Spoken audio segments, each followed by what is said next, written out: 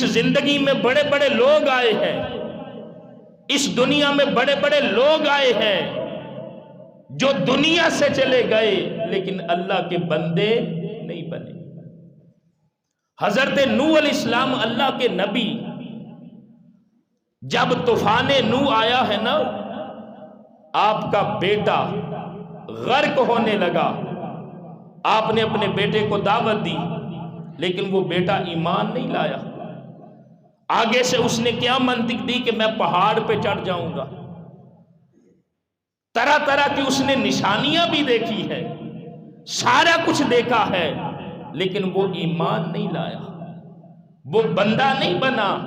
اور جب طوفان آیا ہے تو اس طوفان میں وہ غرق ہوا ہے، اس طوفان نوح کی وہ نظر ہوا ہے۔ تو دوستان محترم، سارا کچھ اس نے دیکھا ہے لیکن وہ بندہ پھر بھی نہیں بنا۔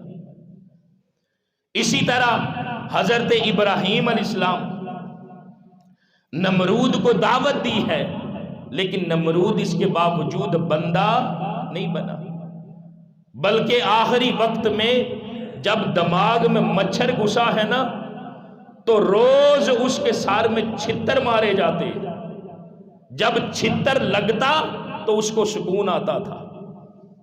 40 دن تک اس کو چھتر پڑتے رہے اور 40ویں دن جا کے پھر اس کی موت واقع ہوئی ہے۔ اتنی نشانیاں اس نے دیکھی ہیں، چاہیے تو یہ تھا کہ 2-3 دن چھتر پڑے ہیں تو ہدایت لے لیتا، اللہ کا بندہ بن جاتا۔ ساری نشانیاں سامنے دیکھ رہا ہے لیکن پھر بھی وہ اللہ کا بندہ نہیں بنا۔ حضرت موسیٰ علیہ السلام نے فرعون کو دعوت دی ہے لیکن فرعون سارا کچھ دیکھنے کے باوجود اللہ کا بندہ نہیں بنا، ساری نشانیاں اس نے دیکھی ہیں۔ حضرت موسیٰ علیہ السلام جو معجزات اللہ رب العزت نے آپ کو عطا کیے تھے وہ سارا کچھ دیکھا ہے۔ ان جادوگروں کے جادو کو موسیٰ علیہ السلام کا عصا نگل جاتا ہے، وہ ساری نشانیاں دیکھی ہیں اس نے، لیکن اس کے باوجود وہ فرعون بندہ نہیں بنا۔ طرح طرح کی نشانیاں اس نے دیکھی ہیں۔ ابو جہل جس نے کئی نشانیاں دیکھی، کئی معجزات دیکھے ہیں، لیکن اس کے باوجود سارا کچھ دیکھ کر بھی وہ اللہ کا بندہ نہیں بنا، بلکہ اس بد نصیب کا حال تو یہ تھا، جنگ بدر میں جب ابن مسعود اس کی گردن کاٹنے لگے ہیں نا تو وہ پتہ کیا کہتا ہے، میری گردن ذرا نیچے سے کاٹنا تاکہ جب مقتولین کے سر رکھے جائیں نا میرا سر تھوڑا اونچا نظر آئے۔ یعنی اس کا تکبر اور اس کا غرور اس قدر اس کو اس دنیا کے لیے ہوئے تھا کہ مرتے ہوئے یہ کہہ رہا ہے کہ میری گردن ذرا نیچے سے کاٹنا، جب مقتولین کے سر رکھے جائیں تو میری گردن ذرا اونچی رہے۔ وہ سارا کچھ اس نے دیکھا ہے لیکن اس کے باوجود وہ بندہ نہیں بنا۔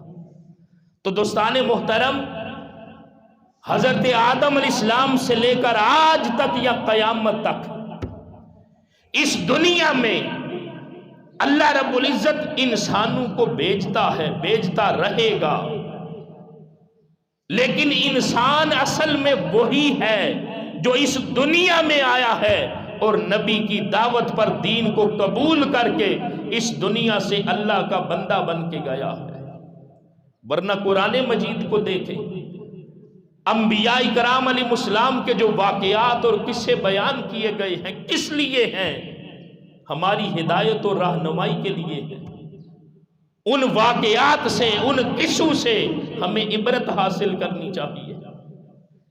تو اگر آج ہم، اللہ پاک نے ہمیں یہ زندگی عطا کی ہے اور پھر ہمیں ہدایت اور رہنمائی کے لیے جو سب سے بڑی نعمت ہے وہ وجود مصطفیٰ کی صورت میں عطا کی ہے، اس کے باوجود بھی ہم اس دنیا میں اللہ کے بندے نہ بنے، اس کے باوجود ہم اللہ رب العزت کی بارگاہ میں بندگیت کے مقام پر فائز نہ ہوں؟ طرح طرح کی قدرت کی نشانیاں بھی دیکھتے ہیں، ارے سارا کچھ دیکھ کر بھی ہم اللہ کے بندے نہ بنے؟ ہم اپنے ساتھ دھوکہ کرتے ہیں، کسی اور کے ساتھ نہیں۔ ہم اپنے ساتھ ظلم کرتے ہیں، کسی اور کے ساتھ نہیں۔ اگر اپنے ذات کے ساتھ، اپنے ساتھ ہم ظلم کرتے ہیں تو ہمیں چاہیے نا کہ ہم وہ وقت آئے کہ جب ہم اللہ رب العزت کی یاد اور ذکر کی طرف آئیں، ہماری زندگی میں وہ وقت آئے، وہ لمحہ آئے کہ جب ہم اپنے آپ کو اللہ رب العزت کا بندہ بنا لیں، دنیا سے انسان چلا جائے اور خدا کا بندہ نہ بنے۔ اس کا مطلب یہ ہے اس نے زندگی تو گزار لی ہے، وہ اپنا زندگی کا دورانیہ گزار کر دنیا سے چلا گیا ہے، اگر بندہ نہیں بنا تو پھر وہ زندگی نہیں۔